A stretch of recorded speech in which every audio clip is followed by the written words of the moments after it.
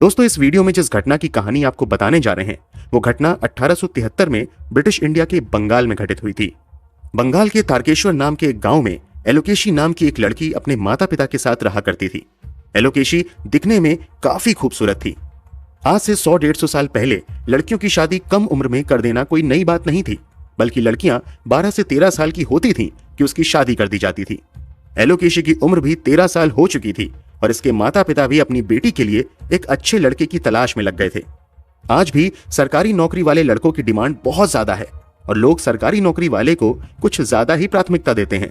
British India के शासनकाल में भी स्थिति कुछ ऐसी ही थी और हर पिता की ख्वाहिश होती थी कि अपनी बेटी अकेली है, अच्छा सा कोई सरकारी नौकरी करने वाला लड़का ही ढूंढे।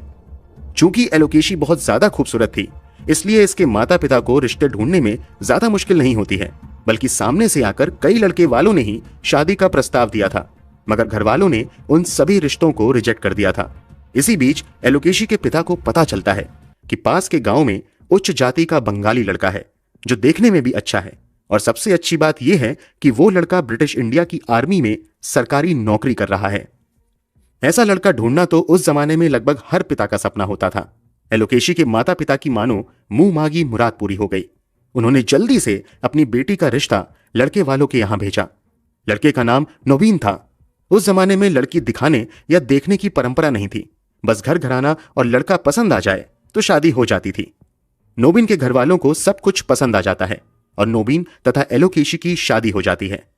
अपनी पत्नी की खूबसूरती को देखकर नवीन काफी खुश होता है और अपनी पत्नी से बेइंतहा प्यार करने लगता है। दोनों कुछ महीने तक साथ रहते हैं, लेकिन आर्मी में नौकरी करने की वजह से नवीन के ड्यूटी ज्वाइन करने का समय आ जाता है।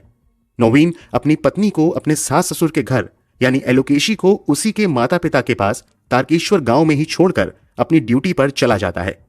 इसके बाद जब भी छुट्टी होती थी, नवीन अपने पत्नी के पास आ जाया करता था। इस तरह समय बीतते हुए 3 साल गुजर गए। दोनों एक दूसरे को बहुत ज्यादा प्यार करते थे, मगर बीतते समय के साथ दोनों एक अलग तरह की परेशानी से जूझने लगे थे। दरअसल इन दोनों की शादी को 3 साल होने को थे, मगर इनके घर किलकारियां नहीं गूंजी थीं। ये वो जमाना था जहां लोग शादी के पहले साल में ही बच्चे की उम्मीद लगाए बैठे रहते थे। ऐसे में जब 3 साल हो गए और एलोकेशी मां नहीं बनी, तो आसपास की महिलाओं ने उसे बांझ कहकर ताना देना शुरू कर दिया। नवीन अपने स्तर से पत्नी को समझाता है कि भगवान जब चाहेंगे तो हमारे घर भी बच्चा आ जाएगा, मगर समाज के तानों से एलोकेशी काफी परेशान हो चुकी थी। इन्हीं तानों के बीच एलोकेशी के एक करीबी रिश्तेदार गांव के तारकेश्वर मंदिर के महंत के बारे में एलोकेशी को बताती है।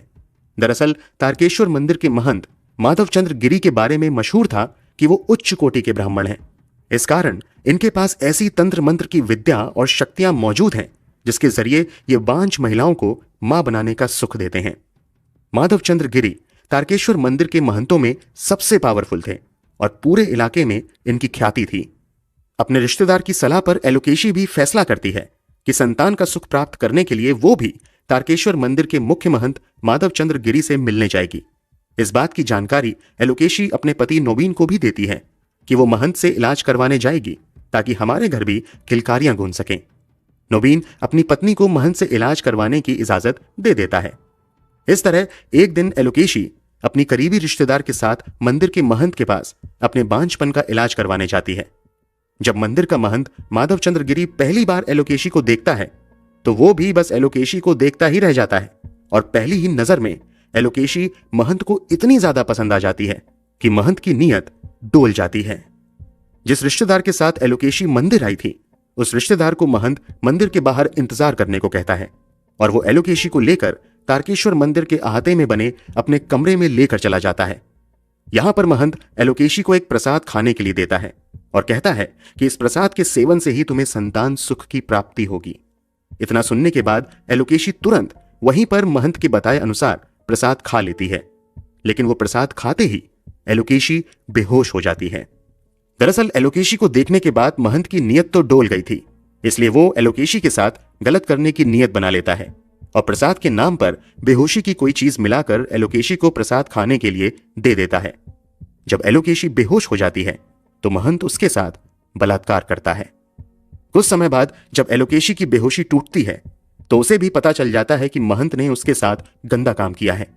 एलोकेशी महंत का विरोध करना शुरू कर देती है लेकिन महंत कहता है कि अगर तुमने इस बारे में बाहर किसी को भी बताया तो तुम्हारे और तुम्हारे परिवार के लिए अच्छा नहीं होगा। एलोकेशी को अच्छे से पता था कि महंत की पहुंच काफी ऊपर तक है और वो पूरे इलाके का सबसे बड़ा महंत था। इसलिए अगर एलोकेशी महंत के खिलाफ कुछ बोलती तो कोई भी इसका विश्वास नहीं करता। इसलिए एलोकेशी चुप रहने का ही फैसला करती है। इसके बाद एलोकेशी को वो महंत कुछ दिनों बाद फिर बुलाता है और एक बार फिर से उसके साथ बलात्कार करता है। इस बार भी एलोकेशी कुछ नहीं कहती है और खामोश रहती है। बीतते समय के साथ एलोकेशी और महंत के बीच मेल जोल का सिलसिला भी बढ़ जाता है। दरअसल धीरे धीरे एलोकेशी भी महंत को पसंद करने लगती है और वो भी चोरी चुपके महंत से मिलना शुरू कर देती है और जब भी मौका मिलता ये दोनों शारीरिक संबंध भी बनाने लगते हैं। ऐसा कई महीनों तक चलता रहता है। महंत और एलोकेशी को लगता है कि उनके इस अवैध संबंध की जानकारी किसी को नहीं है, मगर प्यार भला छुपाने से कहां छुपता है। किसी ना किसी तरीके से ऐसे रिश्तों की आहट लोगों को लग ही जाती है। ऐसा ही एलोकेशी और महंत के अफेयर में भी हुआ।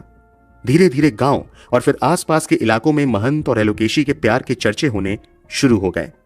इधर 24 मई 1873 को एलोकेशी के पति नोबिन छुट्टी मिलने पर अपनी पत्नी से मिलने अपने ससुराल तारकेश्वर जाता है।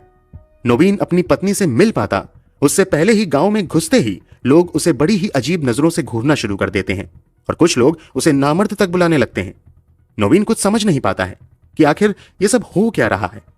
लेकिन गांव के दूसरे छोर पर कुछ लोग नोबिन से मिलते हैं जो उसे बताते हैं कि कैसे तुम्हारी पत्नी महीनों से इस मंदिर के महंत से मिल रही है और दोनों का प्रेम प्रसंग चल रहा है। यह वो जमाना था जब हत्या के मुकाबले एडल्ट्री को बड़ा गुनाह माना जाता था। यह सब सुनकर नोबिन की खुशी अब गुस्से में बदल जाती है। नोबिन सीधे अपने घर पहुंचता है और पत्नी से मिलते ही पूछता है कि मैं ये सब क्या सुन रहा हूं। अच्छा है कि तुम मुझे पूरी सच्चाई बता दो, क्या तुम्हारा संबंध मंदिर के महंत से है? इतना सुनते ही एलोकेशी नोबिन के कदमों में गिर जाती है और रोते हुए कहती है कि मैं महंत की बातों में आकर और उसके प्रभाव को देखकर उसकी तरफ आकर्षित हो गई थी, इसलिए हमने संबंध भी बनाना शुरू कर दिया था। मुझे ऐसा नहीं करना चाहिए था। तुम मुझे यहीं पर खत्म कर दो। मैं तुम्हारे प्यार के लायक नहीं हूं।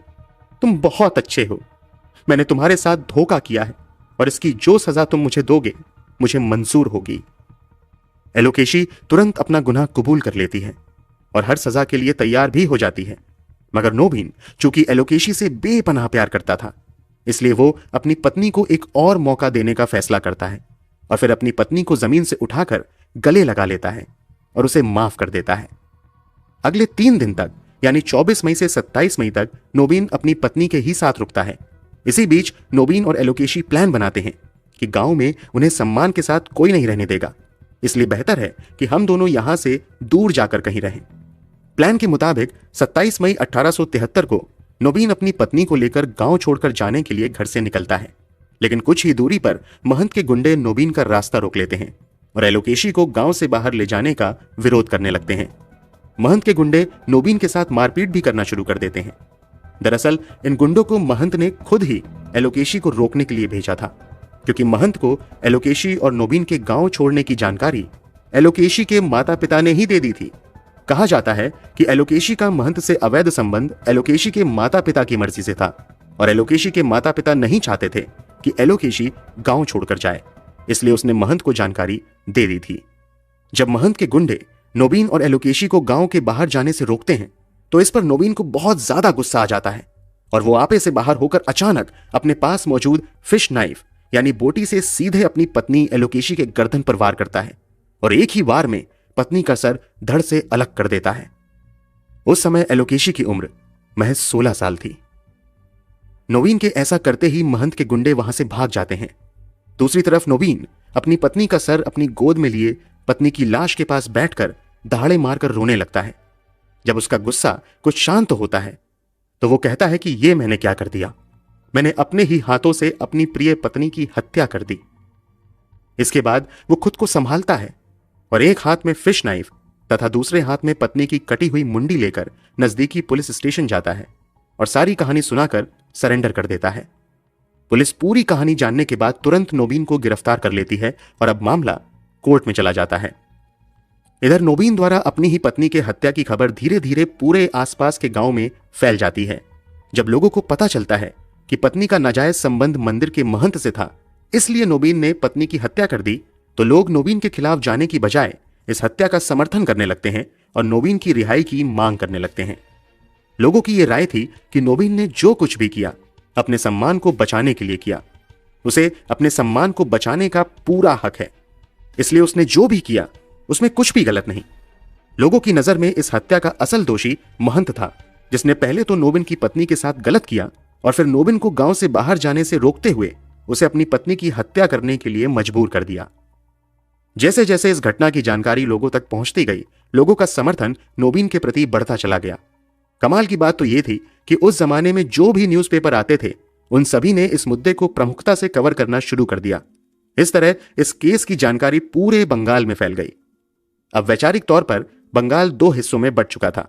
काफी लोग ऐसे थे जो इस हत्या को जायज करार देते हुए नोबिन को रिहा करने और महंत को सजा देने की मांग कर रहे थे, जबकि कुछ लोग ऐसे भी थे जो इस हत्या को अंजाम देने के लिए नोबिन को कड़ी से कड़ी सजा देने की मांग कर रहे थे।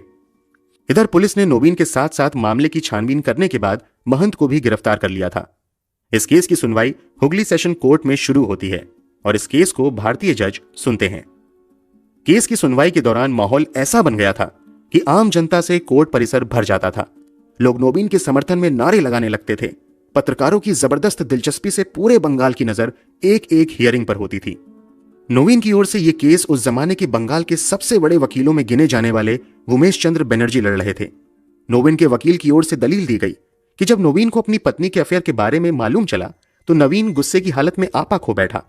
नोबिन कुछ समय पागलपन की स्थिति में चला गया और वो जो कुछ कर रहा था उस पर उसका कुछ भी नियंत्रण नहीं था, बल्कि ये उसके पागलपन का रिएक्शन था। हुगली सेशन कोर्ट के जज ने नोबिन के वकील की इस दलील को मानते हुए उसे बरी कर दिया। दूसरी तरफ महंत को एडल्ट्री के आरोप में गुनहगार मानते हुए 3 साल की सजा और 2000 रुपए का जुर्माना लगा दिया। इसके अलावा हुगली सेशन कोर्ट की ओर से इस केस को आगे की सुनवाई के लिए कोलकाता हाई कोर्ट को फॉरवर्ड कर दिया। लोगों ने कोलकाता हाई कोर्ट में सुनवाई का विरोध करना शुरू कर दिया। फिर भी इस केस की एक बार फिर से कोलकाता हाई कोर्ट में सुनवाई शुरू हुई। इस बार केस की सुनवाई कर रहे जज में एक भी भारतीय जज को शामिल नहीं किया गया था, बल्कि अब सुनवाई केवल अंग्रेज जज कर रहे थे। लंबी सुनवाई के बाद कोलकाता हाई कोर्ट के जजों ने माना कि नोबिन ने पत्नी की हत्या एंगर, जेलसी तथा दुख की वजह से की, लेकिन नोबिन को पता था कि वो जो कर रहा है गलत है। इसलिए कोलकाता हाई कोर्ट ने हुगली सेशन कोर्ट के फैसले को पलटते हुए पत्नी की हत्या के जुर्म में धारा 302 के तहत नोबिन को सश्रम आजीवन कारावास की कड़ी सजा सुनाई। दूसरी तरफ महंत के मामले में कोलकाता हाई कोर्ट ने भी हुगली सेशन कोर्ट के फैसले को बरकरार रखते हुए महंत को 3 साल की कैद और 2000 का जुर्माना लगाया। कोलकाता हाईकोर्ट के फैसले के बाद मानो बंगाल में भूचाल सा आ गया।